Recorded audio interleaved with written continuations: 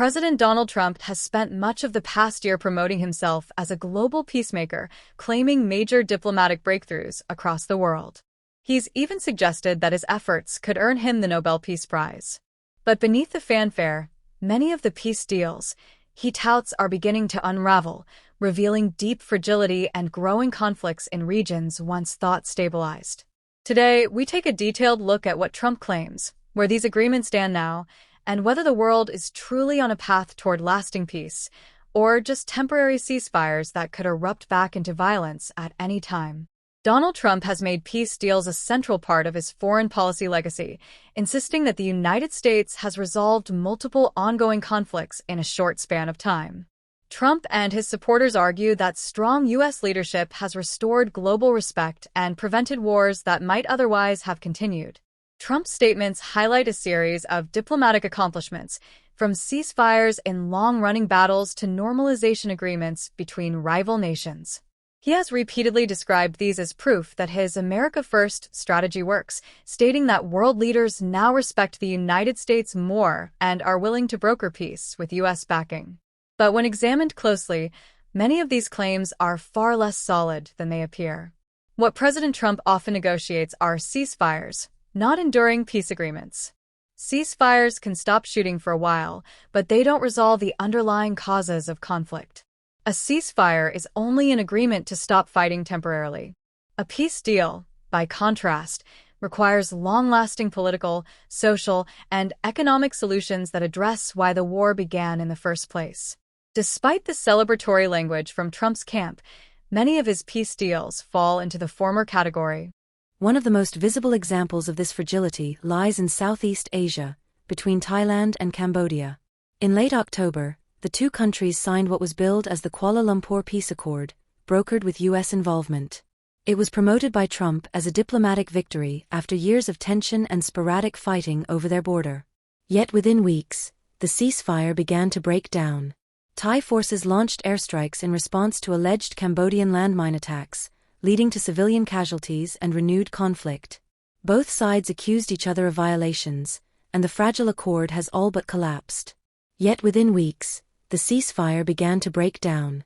Thai forces launched airstrikes in response to alleged Cambodian landmine attacks, leading to civilian casualties and renewed conflict.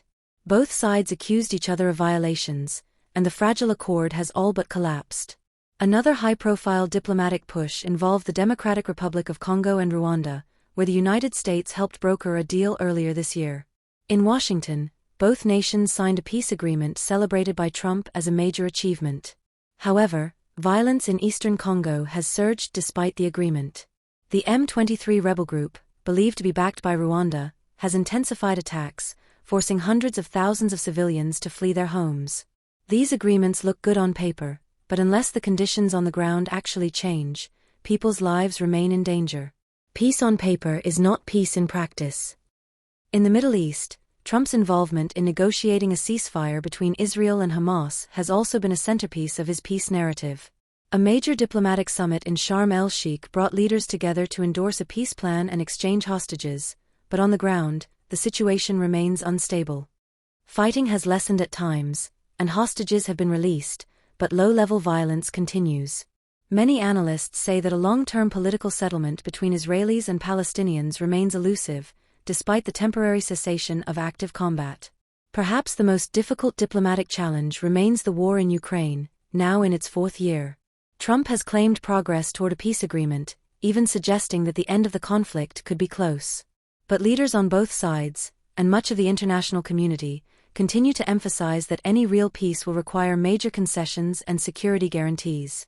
With front lines undecided and territorial disputes unresolved, this issue remains one of the most complex diplomatic challenges of our time.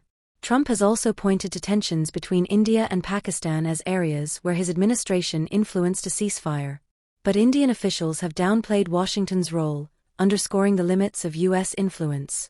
And while Trump has cited earlier achievements, such as normalization agreements between Israel and several Arab states during his first term, many of those historic deals were already in motion before his newest round of diplomacy. The key issue is durability.